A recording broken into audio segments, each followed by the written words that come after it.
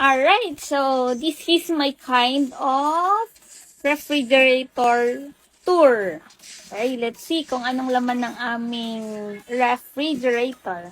Okay, so ganito namin binababy ang mga laman ng aming refrigerator. Yan.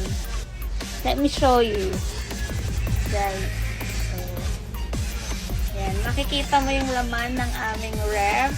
Yan. Pabalik na rin natin yung cam para makita ninyo. Alright, so ito po ang itsura ng loob ng aming ref. Ito yung mga laman, okay? So maraming vials. So, as you can see, may iba-ibang vials na nandyan.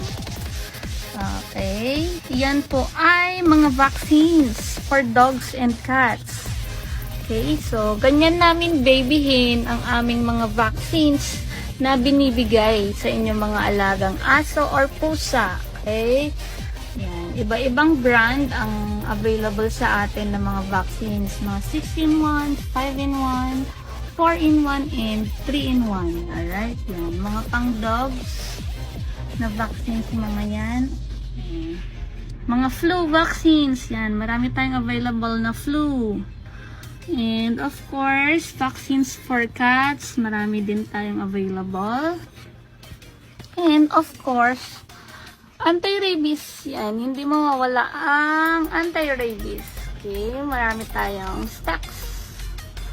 So, ganyan natin binibaby, inaalagaan ang mga vaccines na binibigay sa inyong mga alagang aso or pusa. Okay, para safe at talagang 100% sure na maganda yung vaccine na ibibigay sa inyong mga pets. Okay, so hindi basta-basta ini-store lang. Merong temperature requirement para maayos at mabuhay pa rin yung mga bakuna na to. Yan. Okay, so make sure magpabakuna kayo sa inyong mga trusted vet or sa inyong mga licensed veterinarian, okay, para maganda yung vaccines na matanggap ng inyong mga alagang aso.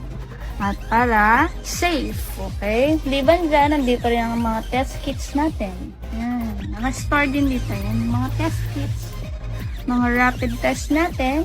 Alright?